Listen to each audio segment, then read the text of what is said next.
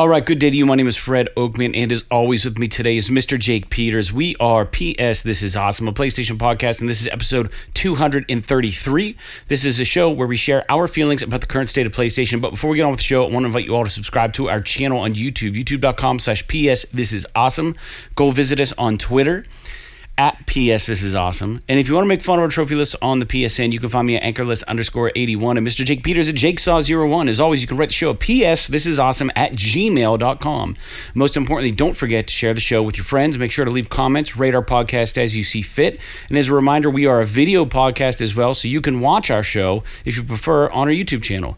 And for new and or long-time listeners, we now have a Patreon where you can support the show at a $1 level called the One and Only $1 Club. So for $1 a month, you can head over to patreon.com/PS This Is Awesome and become a $1 patron and get a free die-cut vinyl sticker and a shout out on our show. With that out of the way, Jake, how are you doing today?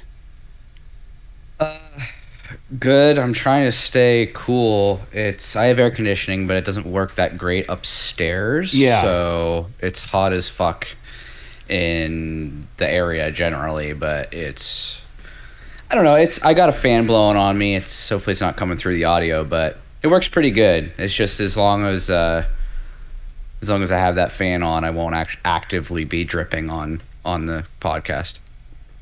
Fair enough. I like it. Yeah, same here. I can hear a little bit of a shh, but it could be my room also because I have the door cranked open a little bit. So listeners, beware. We've been having some audio issues in the last 2 episodes, and I gotta still hand it over to Ryan for suggesting us to use whatever this is we're using. Discord, and it is working really well for the video side of things. I'm just having trouble dialing in our audio so that it's balanced. So when I go to edit, I don't have like you really gainy or like me like really really quiet or vice versa. So hopefully this is better. We checked the meters again, and I evened them out even a little more. So we should be good. But yeah, it is really hot out. It's unnaturally hot out. I had a gig today out in New York. It's Sunday. I played 1 to 4 at this distillery called 5 and 20 Brewing. And your wife actually came out there with me, I think, on 1 or 2 occasions. And they always treat us really well. Like, it's really weird. Like, I couldn't believe how well they compensated me. And then, like, they had these really good lemonade drinks. And then they're like, you want another one? And they were like obviously alcoholic, but they were free, and they're like $9 drinks. And I'm like, you sure? And they're like, yeah. So I had a few more than I probably should have had, so I had to wait around at the bar while I cooled down a little bit. But it was so hot out, man, and they were pumping me full of drinks and water and everything. And at the end of the night, they paid me, and then they gave me a $100 gift card. And I was like, this is insane. Like, you guys are way too kind. So I went home with 2 really nice bottles of bourbon and one called Applejack, which is like, I think comes from, apples or whatever. But really stoked about it, man. Like, yeah, I'm definitely going back there next year for sure. So anyways, Very on the way cool. home, what's that? I was going to say, is it not big enough to get the band in there?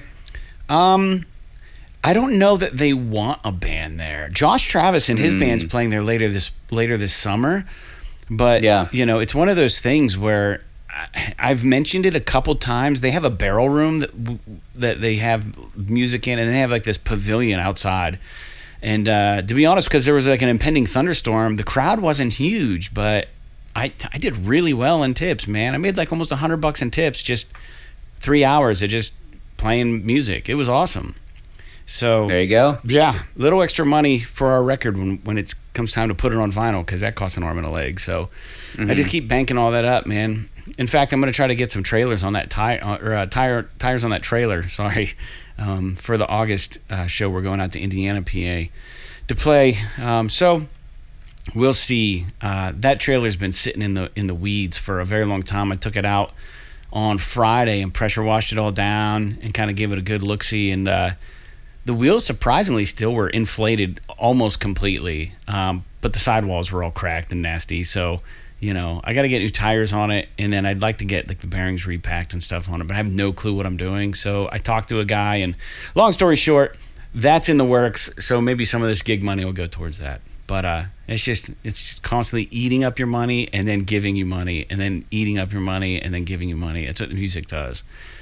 So anyways, it's a labor of love. But Yeah, man, things are good. On my way home, I listened to the new John Moreland record. He has a new record out. It's an interesting record. If the listeners haven't ever heard of John Moreland, he's a singer-songwriter out of Tulsa, Oklahoma. Man, he's absolutely fantastic. This new record's a little more somber, a little more weird, a little more eccentric with like weird blips and bloops and like weird drum machine stuff. That's purposefully kind of out of beat, but like I don't know, it's not my favorite record of his, but he's got a few tracks on here that, man, whew. I read a review for John Moran that a YouTuber put on one of his live videos, and it was like, man, this guy knows how to break my heart, heal my heart, and break it all again. It's like listening to whiskey. And I'm like, what a fucking awesome, I'm gonna steal that. That's such a good quote. But yeah, it's exactly what it's like listening to that guy just sing his heart out. So anyways, that new record came out, so I'm pleased about that. So it's been a good day, good weekend. I'm also working on that custom campaign I made for Hero Quest, and for whatever reason, all these fans made this JavaScripted quest editor called HeroScribe, and I'm running it on my Mac. And I won't get into the details, but it was working perfectly fine, and I could export EPS files out of it and then convert those to PDF files, which use vector graphics so there's no loss in quality. But the problem was when I imported a new icon pack for the new Hero Quest, because I wanted it to look current, like with the current icons and stuff, I can't export anything.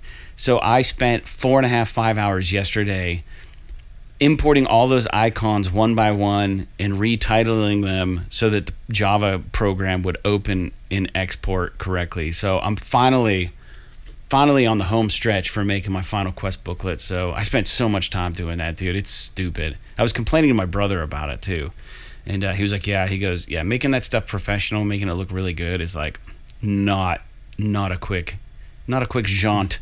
It's I've been working on that for probably like a year and a half. Those 4 quests, it's ridiculous. But I don't know. I hope to put it online. Hope people love it. Give them all the assets. I'm even like 3D printing custom bosses for it. It's gonna be rad. Nice. Yeah. Well, let me shut up and let's talk about some video games, Jake. Games we're playing. How we usually kick off the podcast. I did not play anything new outside of I'm continuing to play through Dragon's Crown Pro and playing a little bit. I haven't really played the Takeover any much more, but I know the Quarry is on sale right now for less than $50 on the PlayStation Network summer sale.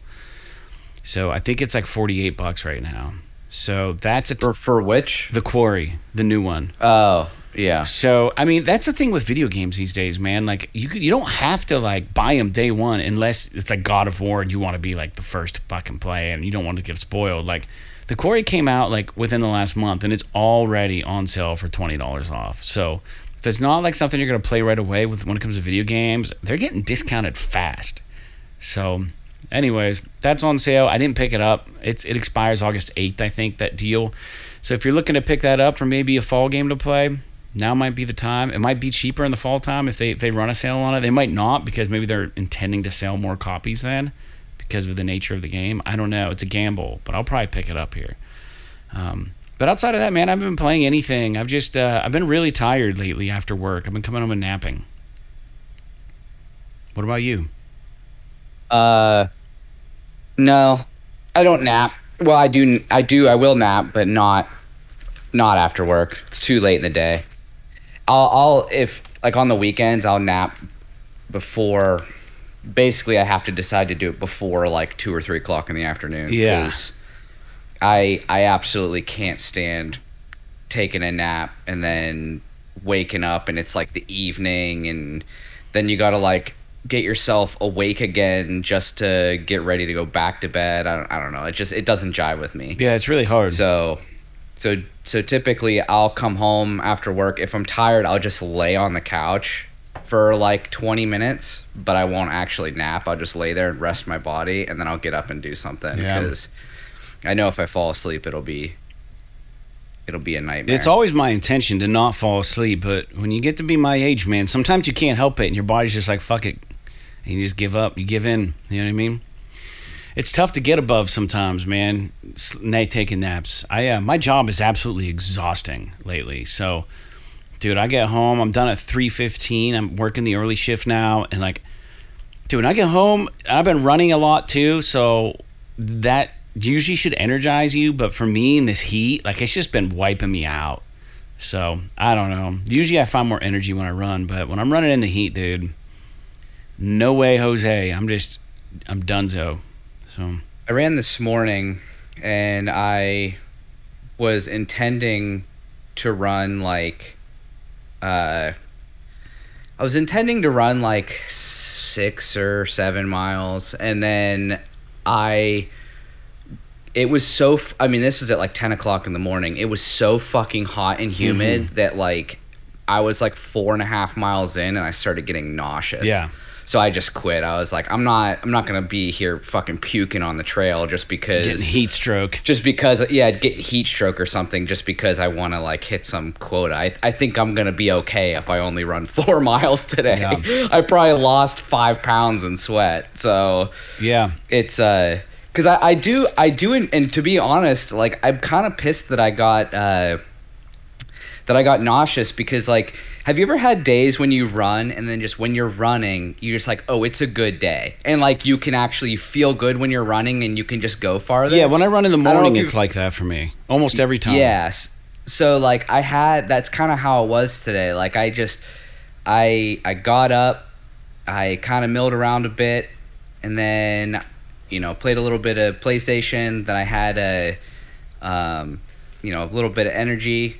And then I went out to run, and I was just feeling good. I felt like I could have run 20 miles. Yeah. And then, like, 4 miles in, I started being like, okay, well, I guess that's not happening. Yeah. But to be fair, it's better safe than sorry. Like we've said, it's just too hot. It's supposed to cool off. I guess we're supposed to get, like, insane thunderstorms tonight, and then it's supposed to be cool the rest of this week. Yeah, that's what I've heard. So cool by summer standards, so that's cool. Yeah, one of the crazy things about running that I've noticed, and then we'll get to video game talk, maybe we'll hear about what you're playing, but one of the crazy things about running that I have noticed is that if I'm not worried about my pace and I'm not worried about how far I'm going, and I just go out and I just run the run that I'm meant to run that day, you know what I mean? Like I'm not trying to push myself, and I'm just maybe more of like a slower jog, not a slow jog, maybe a quicker jog. Dude, like, I don't even really sweat. Like, you know what I mean? Like, I really only start to get exhausted when I'm pushing myself. It's kind of nice to be at that point. I don't know how long I could do that for, but it's interesting because when I I'm on and off with running, but when I started back up this year, that was not even a possibility at all for me to probably even run a mile contently. But I don't know. Yeah, I can't. I mean, I don't run super fast because usually I'm running pretty far. Mm-hmm. But because if I tried to run fast and far, I'd die. But I really struggle running like slow. Like for whatever reason, to me, it feels harder to run slow. Sometimes than it does is to run a little bit upbeat. It just feels like clunky and like I don't know. Like I had this.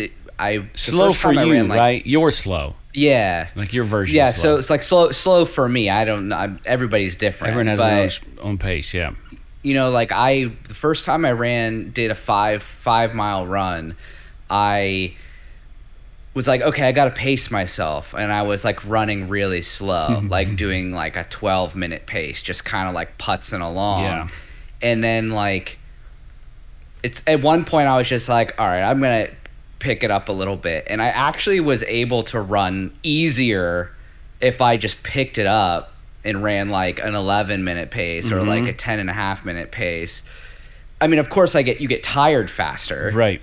And it's harder on your joints and stuff, but I don't know. I feel like maybe I'm just not graceful enough to do like that slow. I think it's one of those things that like objects in motion want to stay in motion without friction. You know what I mean? So like, if you are moving your legs at a certain speed and leaning forward like you should when you run, and then you're like creating extra friction so you don't go faster, I would imagine that's more difficult than just like picking your legs up and leaning and just letting it happen. You know what I mean? Like whatever your speed is. I mean, you're a little shorter than me, and you're definitely way lighter than I am. So that makes complete sense to me. Now for me, it kind of feels like my slow pace. My slow pace is probably about 11.5. You know what I mean?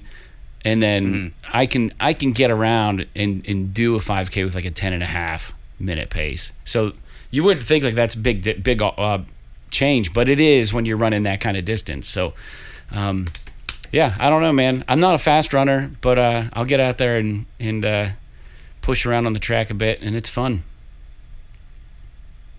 Yeah, I enjoy it, but not as much as I enjoy playing video games. Yeah, so what the heck are you playing? So I finished up whatever. I don't even remember what the fuck I was talking about last week, but oddly enough, I've been playing Stray, and I'm sure we'll talk about that. But I've been playing a lot of Destiny 2, actually. And just kind of getting back in, because I haven't been on it since the whole Witch Queen thing happened, and everything that I've heard is that like, oh, it's so good, it's so good, it's so good. And the Witch Queen is on sale right now for like $20. Cool. So I was thinking about picking it up, but I was like, I never beat the Beyond Light campaign and all that. So I jumped back in and did that, and I'm starting to get kind of in tune with like the new systems and stuff. And they're doing like this like solstice thing right now. Yeah. Where like it's like a summer themed event where like the whole tower is like overgrown with like green and stuff, and you get like this special like solar like sun themed armor, and then you can do these special events that allow you to upgrade this armor and stuff. It's pretty cool. I don't know, like I don't necessarily care for it because it requires multiplayer. It's like a strike kind. It's not really like a strike, but it's kind of like a strike, where like you can't play it by yourself. You have to have like 3 people. Yeah. So I haven't really been dicking around with that too much, but I have been playing a lot. And man, every time I jump back into this game, it makes me realize that Destiny 2 is like god tier first person shooter. It feels it's so good to play. It's so fun. It seems like every time I play it, it seems like it's gotten better. I don't understand how that's possible. And I just have been enjoying the crap out of it. Now, maybe it's because I've been playing a lot of legacy content, so I'm not like being particularly challenged, because a lot of that stuff is, it's legacy, so they change it all to like the base light level or whatever. Yeah. But yeah, I don't know. I've been really enjoying it. And then obviously Stray, I jumped into that. I downloaded it on Tuesday, and then, but I didn't actually start playing it until yesterday. 'Cause I have this thing where like, if I'm going to get into a new narrative experience, I kind of like starting it on a Saturday morning. That way, like if there's a big, long, intro sequence or something like that, I don't have to worry about, being halfway through it and then have to leave for work or some shitty like that. And I'm not really a late night gamer. I can do it if I'm, up and Sarah's not around or whatever, but more often than not, I'm an early morning gamer. So I don't particularly care for starting new games during the week, because if it's like before work or something, I don't want to have to like get up and leave for work in the middle of some introductory thing. So I started playing it on Saturday, and it's really charming. I really like it a lot. It's getting good reviews. I was actually shocked to see that it has like an 84 and 86 on Metacritic. And I really think that it's a cool game. It's cute. I'm only like maybe between 2 and 3 hours into it. You're almost done. I know think. you could. What's that? I heard it's a very short game, like 4 to 6 hours. Yeah, but I'm like fucking searching for everything. Putzing around trying to collect everything. I'm probably like maybe, I don't know, maybe a third of the way through it. I'm just guessing. But yeah, it's I don't know if you've ever owned a cat, but like the cat stuff is spot on. It's so cute. I really, really like, everything from, you like there's the scene if you watch the trailers, you see the cat has a little backpack with a little robot that follows you around. Right. The scene where you get the backpack is so funny because as soon as they put the backpack on the cat is like crawling around on its stomach, like doing the exact thing that cats do when you put harnesses on them and t-shirts and stuff. They like lower themselves to the ground and kind of crawl around because they don't like it being on them. It's obvious that the person that made this game, I know that the cat in the game is based off of like the developer, the lead developer's like own personal cat or whatever, but it's very clear that in addition to having this neat vision for a game, what is ostensibly like a puzzle platformer, it's also very clear that this person really likes cats, and they put all of that into the game, which is really cool. Yeah. Cool. So, well, yeah, I'm going to try to get that. I'm probably going to buy up. You haven't played it yet? No, I'm going to buy up my thing so I can play this game. And that was something I wanted to bring up because this is on the news point. We'll just talk about it real quick since we'll jump into the news. But the point we had on here was Stray was released and is available as a free game. So if you're a member of PS Plus Extra, you can get this on that. And this got me thinking, Annapurna is a third-party studio. So with the rave reviews and the attention that this game is getting, Jake, do you think it was possibly a misstep to have this game included as a free game right away? And how many people are playing or are paying for the game is my question. And then it's these kind of situations make a tough decision for studios. So would it have gotten the attention it's getting now had they not agreed to have it be a free PS Plus Extra game? Or would they still have gotten the support from Sony that they got? So this is like a loaded question. You know what I mean? Like, it's a very difficult question.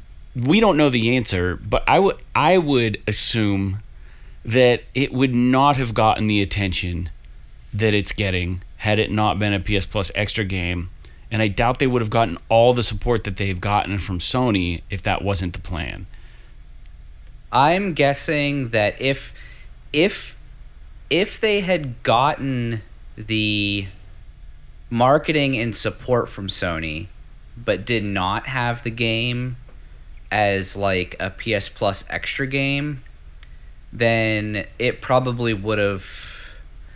Well, here's the thing. I don't know how well it would sell just because I think it's like $30 or something like that. It's not... it's not like super expensive, but it's not super cheap either. Like it's in that like premium indie space. And I don't know. Do I think Sony probably made out better than Annapurna on this? Probably.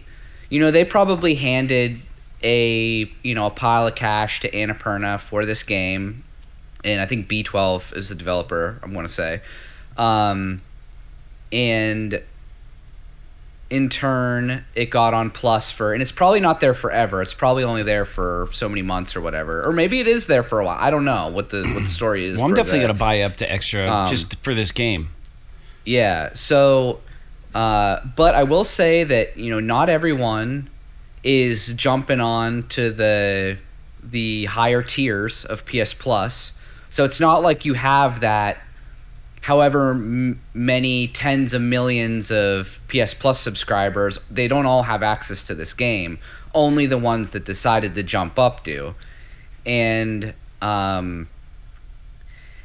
also, this game is on PC as well. So there's still a bunch of people over there that have to purchase the game. Mm-hmm. So I would say that, and a lot of and it could be a similar thing to... It's like Rocket League, for example, where Rocket League was a PlayStation Plus game, and it was on PlayStation Plus for a month, and that whole month, everybody talked about Rocket League, and then as soon as that month was over, the freaking, the gate came back down on the game, and people still bought it anyway because it was still in the zeitgeist. Yeah. So does this game have those kind of legs? I don't know because it's a single-player game. It's not a multiplayer game like Rocket League was. But I think people are going to be talking about it for a little bit just because it's interesting. I mean, people are still talking about fucking Elden Ring, and it's basically just a better Souls game. Right. Now, is this game as good as Elden Ring? I don't know that I would say that. I guess it depends on your perspective. It's like apples and oranges. But Stray is like one of the most unique games we've gotten in a very long time, which is one of the things that I would say that it has over a game like Elden Ring. Elden Ring is great, but it's still very much a Souls game, whereas, Stray is a completely new kind of experience. It's kind of like the Last of Us, where it's like, yeah, there have been platformers before. Yeah, there have been games where you've played as animals before, but nobody's ever really done it like this. Right. And on top of that, cats are very like lovable, internet friendly. People, there's like cat videos, and everybody loves cats and all the stuff. They're cute and all that. I love YouTube videos of cats watching Stray. Yeah, I've seen that. And the other thing too is that, like, for those out there that don't like cats, there's a cute robot that follows you around. So it's like, I love cats and all, but as soon as I saw this little robot that you pick up, I was like, man, I want a figurine of this robot. And I don't even collect figurines. I'll see if I can find a 3D model. We'll print one. I was just like, man, that's because it's just this cute little like robot that just floats around and follows you and translates things for you and helps you solve your puzzles or whatever. But and he recharges in your backpack. That's why you have that little backpack that you carry around. Yeah. But yeah, I don't know. But I guess to answer your question, I really don't know. I mean, you never can know on something like this.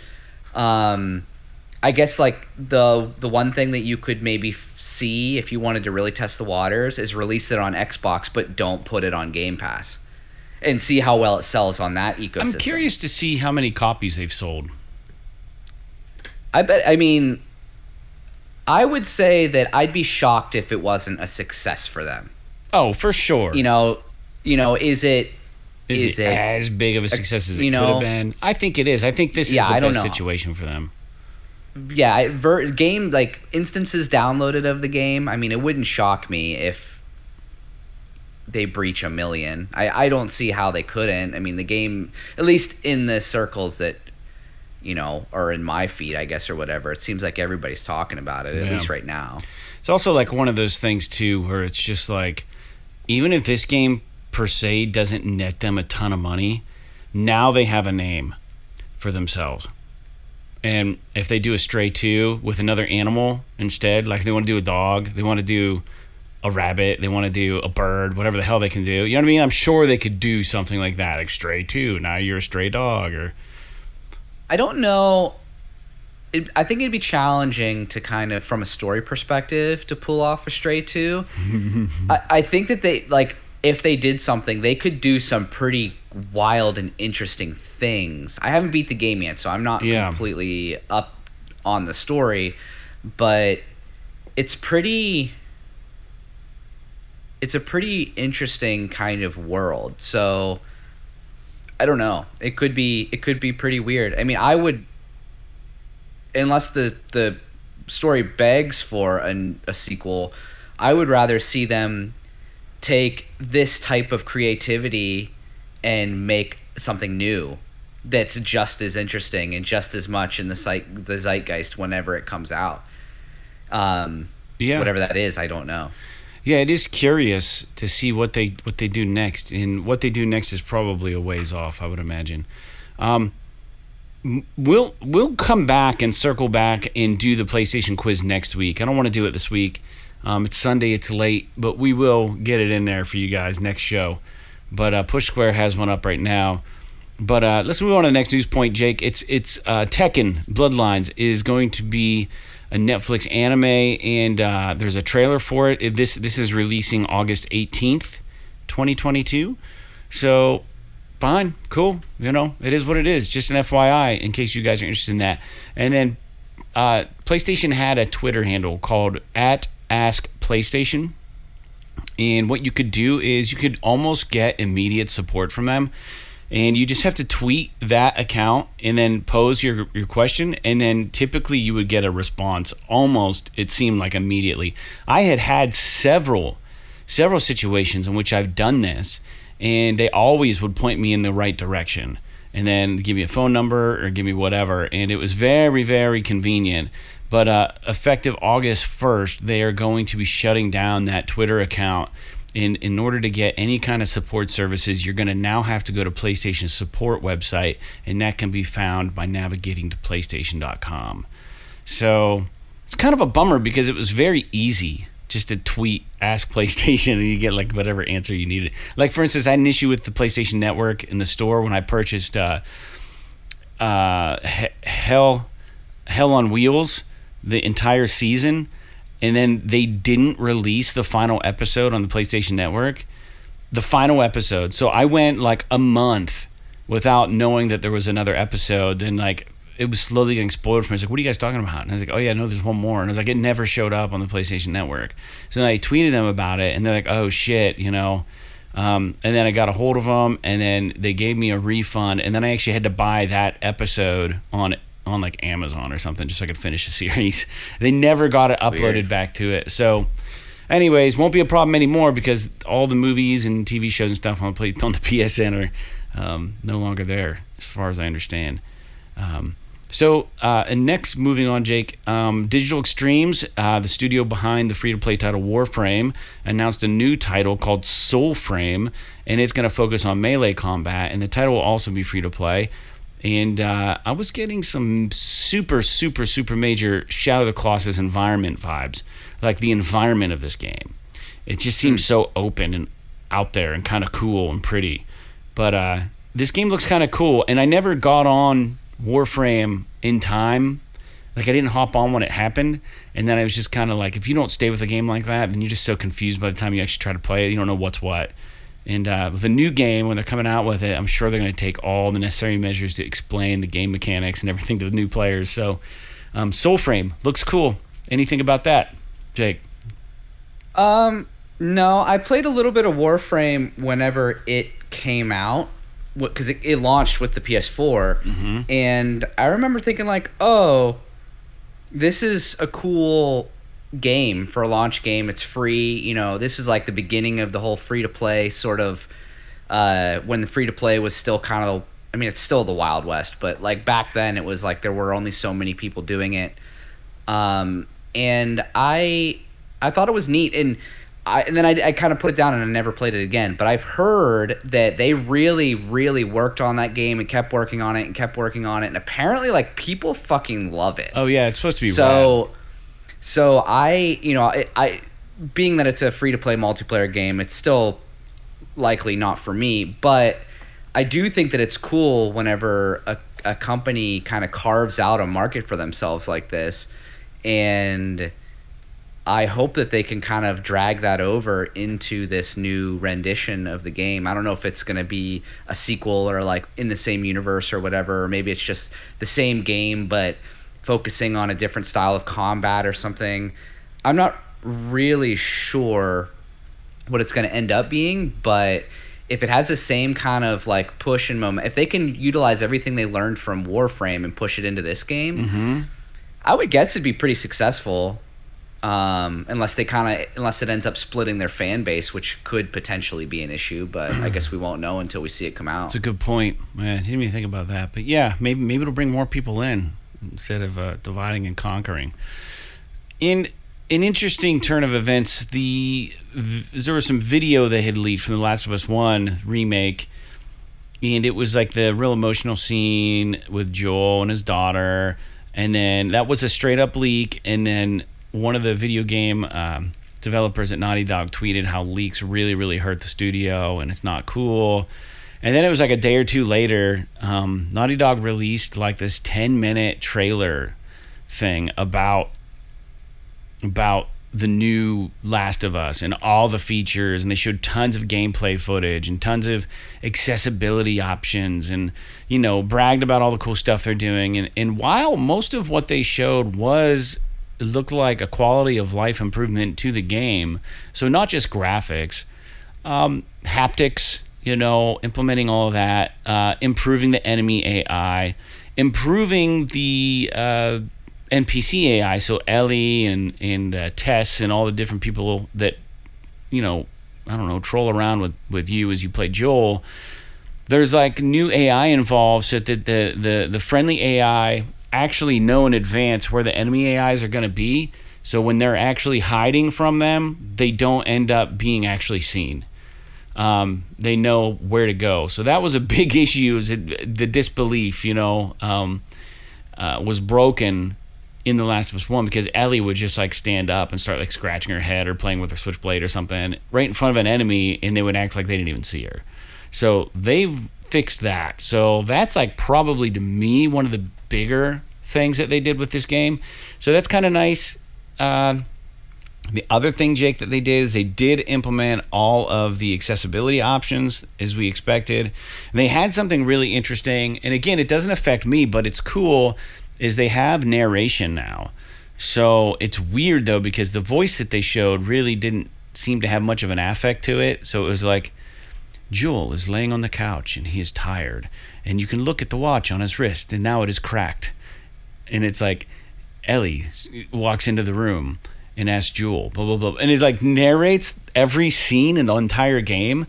But it's like, man, that just seems a little overkill, but I guess you might need that. You know what I mean? Depending on, accessibility. I guess maybe if you're visually impaired, that would help. It would have to be, right? For visually impaired gamers? Like narration? Yeah, well, here's the thing. My guess is that it's probably... A lot of these features are probably for people that we don't even necessarily understand their needs. Sure.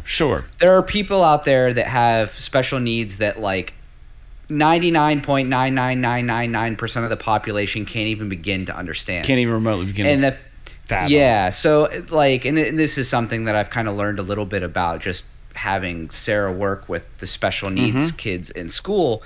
And I know that you did some work with that back in the day too. Sure. And so to me, it's just like, it's cool that they just have all of this stuff. 100%. Because a kid or an adult who goes to, a child should not be playing this game, but like like a grown grown adolescent or like an adult who has special needs, they can just switch on the combination of things that suits their particular There's like literally a checklist of what you want it to do. Right. And to me, it's like the more things you have, the better. It's kind of like if you think about just dial it back to zero. If you think about something like the newest, I think it was the newest Tomb Raider game, where the difficulty had, like, you could select the difficulty for the story, the difficulty or the combat, the difficulty for the puzzles, the difficulty for the platforming, and you could change them independently. Because, like, let's say you were really good at shooting and jumping, but you're just fucking terrible at puzzles. You can just turn that easy and make everything else hard, or do whatever you want. You can scale the game the way that you want. Very, very, I think, advanced feature that I don't think gets enough attention. Super inclusive nowadays. And so like anytime I see stuff like this, and it's just like I wish Sony would do something like this. But back in the day, and I don't even want to say back in the day, sounds like it was forever ago, but in the Xbox One generation, Microsoft came out with the Xbox Adaptive Controller. I don't know if you've ever seen this thing, but it was like an actual controller that they made for people with all kinds of physical disabilities, and had all kinds of different buttons and joysticks and wheels and sensors, and they could literally mix and match them however they wanted to get a controller that worked with them for their particular disability or need. And so I just think it's so cool that these companies are doing this now, because it just means that more people can play games and can kind of be in the conversation and talk about it, and whatever that means. I mean, hopefully they're coming into a positive environment and not into some, not joining the console wars, but I guess one step at a time. Yeah, I agree. So, yeah, but as far as the trailer goes, I did watch it, and the problem that they're having, I think, is that, do I believe that they did $60 to $70 worth of improvements to this game? Yes, I personally believe that. The problem is that, one, it's not worth it to me because I don't really care about much of the stuff that they're doing. But the other side of it is that almost everything that they've done to this game to make it better is generally transparent.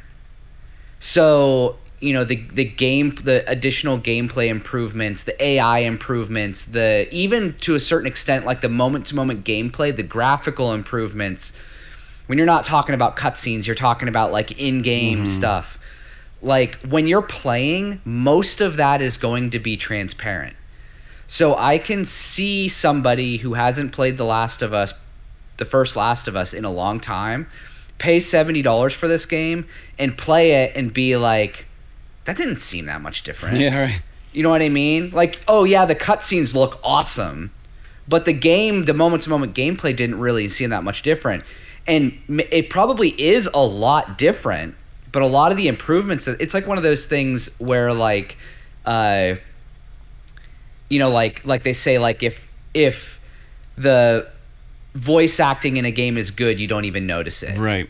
But if it's bad, you definitely notice it. Right. It's one of those things. It's like, yeah. So like this could be one of those things where all of the goodness that they're putting into this game is not noticeable because it's good. Yeah. You know what I mean? And that's very unfortunate for them. But that's also a very Naughty Dog way to approach something too. It's like they're so good at what they do. They're like, it's like, oh yeah, I didn't realize that was there, but now that we have you need a comparison video to realize that the change has been made. Well, and Naughty Dog for some reason is now like the internet is trying to find ways to shit on them since The Last of Us Part 2, and I don't really understand why. I mean, I have my own personal gripes with The Last of Us Part 2, but that game is fucking amazing. Yeah. So you can't sit here and tell you may complain about the story, this, that, or whatever. Or maybe, you know, you're like me and you have an issue with the length of the game, but you can't sit here and say that isn't one of the most impressive video games ever made. Dude, I've played it twice now. My second playthrough was much better than my first. Yeah, I think it's almost like once like the shock has worn off. Have you played it twice yet? Play back through it. I have not. Oh. I've been thinking about doing that, but have they released a PS5 patch for it yet? I don't even know. It plays fantastic. I don't know if they have on the PS5. Yeah, I'm sure it's fine. I mean, I'm sure it's good. Fine, but all right. Well, let's move past Last of Us. We talked a lot about it. Interesting. So Avatar, the game being developed by Ubisoft, has been delayed. It's not going to be released now alongside the upcoming movie Avatar: The Way of the Water. So this is interesting. I think they said 2023 maybe now. So this game's definitely getting pushed the fuck back. So just an FYI, in case you were interested in this game, not going to be released. I will say, since we're talking about Ubisoft, I don't know what the fuck is going on there, because I don't know if you saw there's another news report that they just canceled like 4 games. Yeah, I saw that they had in development. They canceled a Ghost Recon Frontline, which the last 2 Ghost Recon games didn't really take off. So I guess I that liked doesn't them. Really surprise me. I liked the one. I think that they were good. We played Wildlands That's together the one a couple I liked. times. I didn't and play it was pretty the good. Other one. Breakpoint. Breakpoint, I think it was. Yeah. Two and then 2 unannounced games, which we don't even know what they were. So whatever. Maybe they're a piece of shit. But I was really curious that they were developing a Splinter Cell VR game, which I thought would be super cool. Like in VR, to be like a stealth game like that. Imagine, you're putting on the night vision goggles and you're crawling through the grates and you're sneaking up on people. Yeah, like I think that would be totally dope, but apparently it's canceled. So I don't know what's going on with Ubisoft, but they're they handed over. Sounds like they're trimming some fat over there. They handed a lot of games over to PS Plus Extra. I'll tell you that. So. Yeah, they did. Maybe Sony contracted them for a special game or something, and they had to put their other projects aside. Just speculating, listeners. Anyways, July 26th, we'll see GTA Online getting a new story mode called Criminal Enterprises. I have not jumped back into this game since I unlocked. I talked about it for probably 4 months trying to get the Dr. Dre missions. I haven't done anything past the golf cart mission, which is the first one. So I need to get back in there. But anyways, it says the southern San Andreas economy is in crisis. Gas prices have spiked to their highest levels in decades. Retail supply chains are in turmoil, and to top it off, a ferocious heat wave is gripping the state. Executives, bikers, nightclub owners, and gun runners are making the most of the chaotic conditions. Meanwhile, the sudden spike at the pumps has caught the attention of the IAA, who suspect the corrupt Duggan petrochemical family are rigging the system in their favor. And they're going to need you to help them put the pieces together. So, sounds awesome. It's like more single-player shit, like just to do in this game. Seems timely. Very timely. What a great narrative. Spiking gas prices and shit. It's like Simpson-level shit. That's pretty interesting. Yeah. Are you still playing GTA Online? Well, yeah. I mean, I haven't dealt. Yeah, I'm definitely gonna go back into it. LJ, the dude I was playing with, had they were working on getting a new home and stuff and moving and all kinds of relocation and stuff. So my dude popped out of the picture for a little bit, and if he's listening, we got to get into that and do some Dre missions, LJ. But we need to go back in and check out and see what all this is about, this criminal enterprises stuff. I've got all kinds of executive suites and stuff now. I'm hanging out with Dr. Dre and everybody. Life is good. Look at that. So that's all we had for the news. Did you have any other news? Because yeah, I had some stuff. Okay. I had some stuff. So first, I don't know if you saw, but Sony announced that they're planning to acquire this website repeat.gg. Man, no, which is it's a platform for esports. So obviously they acquired what's the fighting game one? Evolve? Evo. Evo. Sorry, yeah. My brain's not working right now. So and with these new this new hardware they were coming out with, the new in-zone monitors and stuff, they're clearly very interested in doing esports. And apparently this website, just to quote Video Games Chronicle, it's designed to make esports more accessible and lets users compete in free and paid entry tournaments for popular games like Fortnite, Warzone, League of Legends, PUBG, Dota 2. So it's a platform where people can literally, enter into esports. So that's pretty neat. I mean, Sony's now kind of they're making a serious play for the esports market, and I think it's smart of them because esports is only going to get bigger. I mean, it's already pretty big, but it's only going to get bigger as the rise of streaming happens, and as the people that people are growing up with this stuff now. So pretty soon, it wouldn't surprise me if in 20 years, there's some fucking Super Bowl of Warzone or some shit where it's all virtual reality shit and people running. There's going to be hundreds of thousands, millions of people watching this fucking esports event online or something like that. And I know that it already is there in some capacity, but it's pretty cool that I don't particularly care for esports. I don't really like watching other people play games. So this doesn't really do anything for me, but I think it's cool that it's very clear that they have the strategy with this, which is kind of always neat to see just from an outside perspective. The next thing that I wanted to just bring up was there's a new trailer out for the Resident Evil Village Gold Edition. I don't know if you've seen this. No. But so it includes the expansion called Winter's Expansion, which is the one we talked about in the past where you can play as Ethan Winters. They have third person mode and all that. So that's not out in addition yet, to no, it doesn't come out until October. Okay. So in addition to the third person mode, they have a mercenaries mode, I guess, in it right now called Additional Orders. Yeah, I've tried to play it. Yeah, so and I don't know if it's like a horde mode kind of. It's exactly what it is. Or... There's levels. So the way it works is, there's different levels.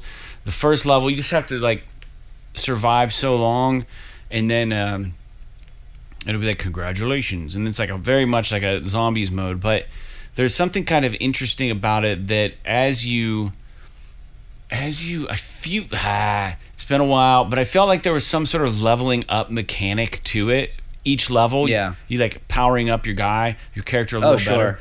So it made it kind of fun. So they've announced that this expansion is going to introduce 3 new playable characters, which are Chris Redfield, Lady Dimitrescu, and Heisenberg.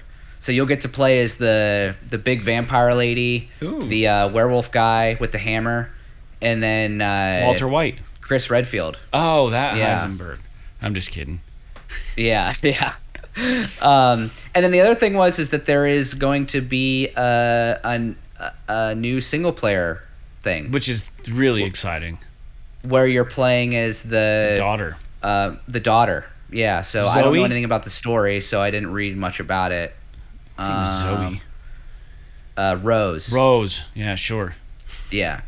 So if you guys, I need to, before this comes out, I need to play. I've got Resident Evil Village. I told you. Or maybe I'll just buy the gold version when it comes out and just play all of it. But just borrow my copy. I don't know how much I'm interested in the horde mode, but definitely in the main game and the story, and I'll be interested in the DLC probably as well. It's rad. It'd be awesome. The reason why I kind of want to hang on until, because 1, it'll be right around Halloween, which would be cool. Yeah.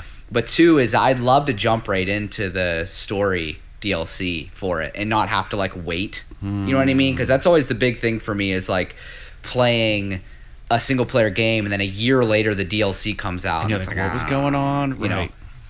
So continuing on, just a couple of more things here. So some of this stuff I'm just kind of drop. I don't know if you've seen like Bungie. Bungie has been suing like people who've been essentially cheating on their services and scamming their employees and doing all this shit.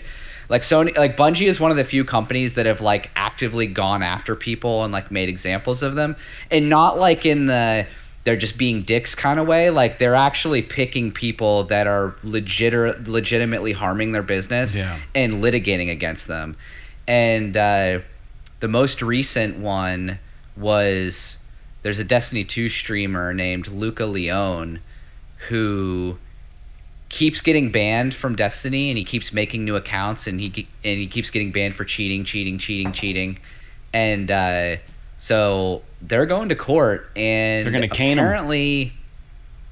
Apparently, the company is seeking damages at an amount to be proven at trial, or alternatively statutory damages of $150,000 for each copyrighted work infringed.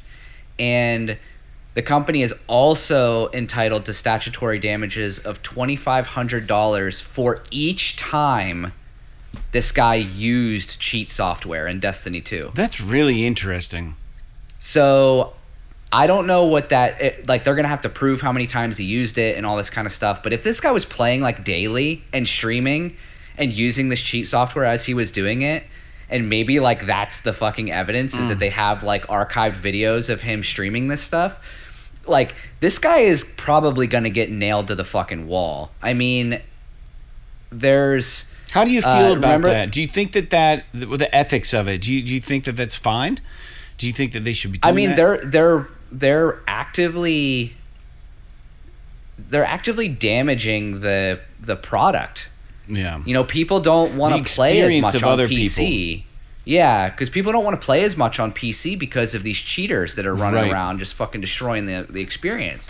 So it's actively damaging Bungie's product. And I'm not saying that they should nickel and dime every fucking person that uses cheat software or whatever. I don't think that that's the thing. But if you've got someone who's... And, to be clear... The other reason why they're going after this guy specifically is he's like making death threats to Bungie employees. Oh yeah, that's messed up. So it's not just like him cheating. He's like threatening Bungie employees and all this stuff. Yeah, so it's, to be fair, this guy's a dick. And you know, I think we covered a news point a while ago about Bungie filing a lawsuit for like $7.5 million for a YouTuber that like, remember there's that YouTuber that like impersonated a Bungie employee and like made all this content and everything? Yeah, I think I heard. I don't know if you remember this at all. Yeah, but they're suing that guy for $7,600,000, and then recently Destiny settled a lawsuit, meaning Bungie settled a lawsuit against a Destiny 2 cheat company. So a company that makes cheats for Destiny had to pay Bungie $13.5 million in damages. So Destiny's not, or God, I keep mixing them up. Bungie is not only going after these things, but they're actually winning them. Yeah, which is pretty wild. That is wild. As we talked about last week, they're now a Sony partner, so Sony's probably going to back them up on this. Dude, well, here's the thing. Which I have to imagine. Dude, the world is so out of control. Like, I've gone on... Dude, I've gotten on my soapbox before. It's just about, like, where we're at in the world. Like, everybody wants what they want, and they want it now. Like, the immediacy of the world. Nobody wants to work to get good scores in video games now. Like, it's just so much more fun to cheat and ruin other people's times. Dude, like, why is this a thing? Like I can understand it being like a brand new online gamer, let's say 1996, playing Duke Nukem 3D on dial-up. Like, yeah, dude, I'm gonna hack the shit out of that game when I'm doing one-on-one with my buddy over the modem. You know what I mean? Like, I'm gonna do whatever I can to just troll them. But it's someone I know and they're a friend, and it's a relationship I have with that person. So, we go to school the next day and I would be joking around about it, or they would be joking around about it, and they would troll me all the time. And that was right when online gaming was a thing. And that was fun because it wasn't about in the moment. It was about bragging rights the next day in high school or junior high, being like, dude, it was friends. Yeah, as friends. But like, to do this to people that you don't know, and to go through the lengths and efforts and the stakes to give yourself an ante to like ruin somebody else's experience to get a laugh out of it or to get some streams out of it. Dude, there's a tilt. It's funny because like I truly think, the saying that was like, oh, I sound like my parents talking like this. But I do think that there is a general trend in like people just being slightly more fucking asshole-ish in the world. Maybe not. Maybe there's just more people. I think that honestly the problem is that the internet rewards trolling. And so the internet rewards people who play pranks on... I mean, look at just like fucking 5 seconds of TikTok. Yeah, it's like people playing pranks on each other. And like... Now, granted, there's always been shit like, back in the day, they had candid camera and all this kind of stuff and punked and all this shit. But like, I don't know. It's just, it's like a wildfire. I feel like it's in the spirit of the pranks and in the spirit of what you're doing, right? So like, I feel like candid camera, punked with Ashton Kutcher, even the Jackass guys doing dumb shit, they were always laughing together, even with the people they were fucking with. They would get them to laugh and be like, oh, that's hilarious. This is fun. You guys got me. Ha. You know what I mean? Every once in a while you get someone who is like fired up about it, about getting like made a fool of or you know what I mean? But now I feel like people don't know when to stop. Like they just take it to the nth degree, to the next level. Oh, this guy fucking put their wife in fucking concrete and put her in there overnight and videotaped it, and then they had to get a dump truck or whatever, like a backhoe to dig her out. And then the next guy's like, oh shit, that was hilarious, but I'm gonna do this. I'm gonna put her in a bathtub and like fucking all these fucking. I'm just giving an example. That shit didn't happen, but like you do something fucking so extreme, someone's gonna see that and be like, I can one up that. I'm gonna fucking go even harder. Right? And then people start getting fucking hurt, and people, it's not fun anymore. It's more about like, look at me, instead of like, here's a funny thing that we're doing. It's gotten to that level, man, where like just shit is not even funny anymore. It's just like, I saw this video of this guy, like he would like run up to people like in the supermarket and like would just start doing fucking backflips, like doing all this shit, and people were just looking at him like, what the fuck, man? And then he'd laugh and like run away. And he just did this, and it was like this video over and over and over. It popped up on my Instagram for some reason. And I'm like, what the fuck is this? Like, why? Like, that's not even funny. Like, it's just, okay, cool. Congrats. Yeah, I don't know. Moral of the story is people are jerks. So just a couple of quick things to close it off. You got me worked up. I don't know if you knew this, but longtime Naughty Dog and co-developer of The Last of Us, or co-lead of The Last of Us, Bruce Straley. After 5 years away from video game development, is now starting a new studio called Wildfire Interactive, and it seems like he wants to make really interesting games. I mean, it's we have no idea what he wants to do. Well, it's a game like what he's we've never do, seen right? before. Right, but it sounds like he wants to do like I'd want to say like Stray-esque type shit, where he wants to do stuff that's new and innovative and interesting. And he says small-ish. So that might mean, like A-tier, kind of like middle budget kind of games, which is cool. So keep an eye out for that. And probably won't have anything for like 5 years, but at least we know it's coming. And Bruce Straley was I think he was the director. So, what's his name? Druckmann.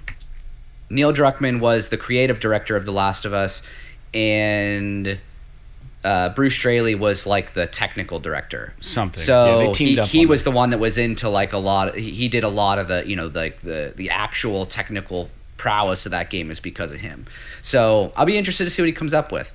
And finally, I don't know. You probably didn't experience this at all, but remember I was talking about how if I got extra, the PS Plus extra, I wanted to get the Final Fantasy VII Remake Intergrade so that I could play the Yuffie DLC because I hadn't played it. So I went to do this, and it wouldn't let me because I already owned Final Fantasy VII Remake. And they didn't have just the DLC on the extra. On PS Plus Extra. They only had the bundle. So because I already owned the game, it would not let me download it. And it was like a big thing online. Well, apparently Sony has remedied this, and now if you own it, you can actively download the Intergrade, the Intergrade, whatever the fucking intermission expansion is with Yuffie. Yeah. So I plan on getting that to play at some point, but that's all I have.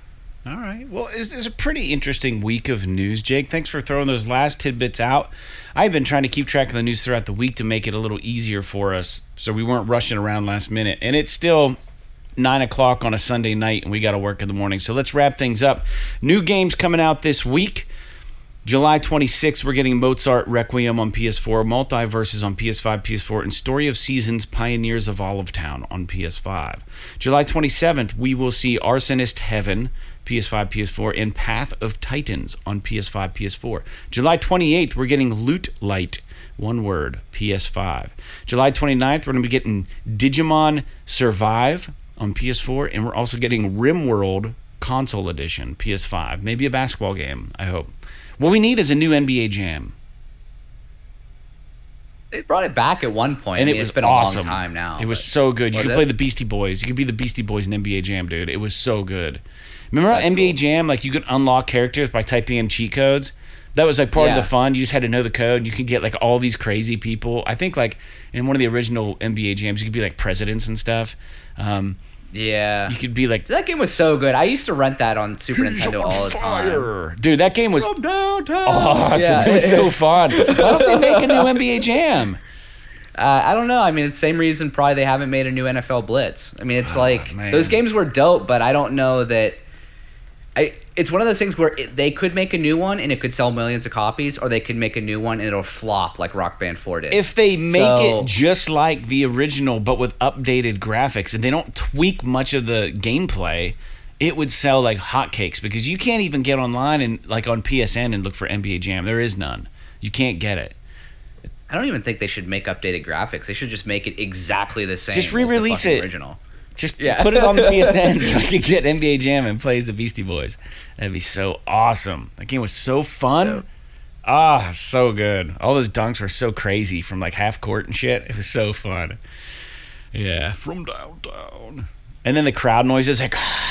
and then you break the backboard and shit, and there were like camera flashes in the background, just 2-on-2, just fucking hooping. That's one thing. I'm gonna buy a basketball. I've decided. I wrote Nate and I asked him. I said, "Hey man, I was thinking like, do you have a basketball?" And he was like, "No, why?" I was like, "It just sounds like it'd be fun to shoot hoops." And he goes, "Yeah, it actually does sound like really, really good time." And I wrote you, and you didn't respond. I was like, I did respond. Did you? What'd you say? You don't have one?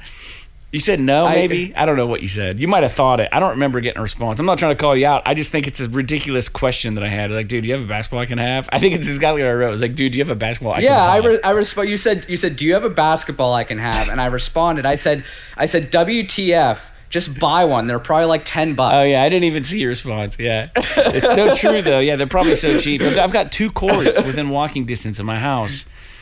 Dude, yeah. I'd love to fucking shoot around. I suck so bad. But if I could get a court to myself just to shoot around, man, that would be a blast.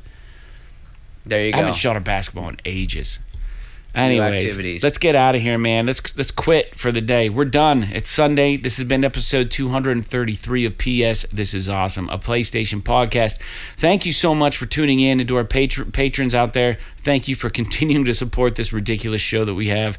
Go listen to the new John Moreland record. Maybe it's for you, maybe it's not. We'll catch you next week. So like Necromunda Hired Gun, Need for Speed 2022, and Nobody Saves the World. P.S. This is awesome. This is awesome.